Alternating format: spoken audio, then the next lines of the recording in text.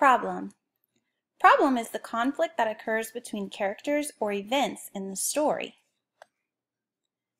The solution, that is how the problem of the story gets solved or resolved. Let's look at some examples. A problem can be big or small as long as it's interesting to the reader. Ooh, your secret code is 6. Use your character's inside traits to help solve his or her problem. You can use a planning sheet like this one to come up with ideas for problems, just like you did for your character in your setting.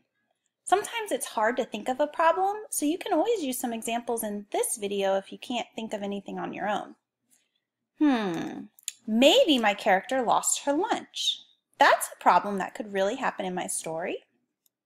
Or maybe my character missed the bus. Ooh, what if my character got locked out of the house? How could they solve that problem? What if my character lost his homework? Or what if something has gone missing at school and my character has to find it? It's hard to think of problems, but if you come up with some ideas, you can always narrow it down and circle which one you like and use it for your writing. Remember, once you have a problem, you also have to come up with a solution to that problem, or how the problem is going to get solved. So if my character lost the lunch, maybe my solution is that my character had to buy a school lunch that day. If my character missed the bus, maybe my solution could be that my character had to walk to school.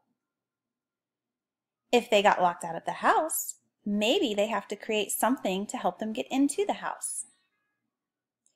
If they didn't do their homework or they lost it, maybe my character has to stay inside during recess to finish his homework.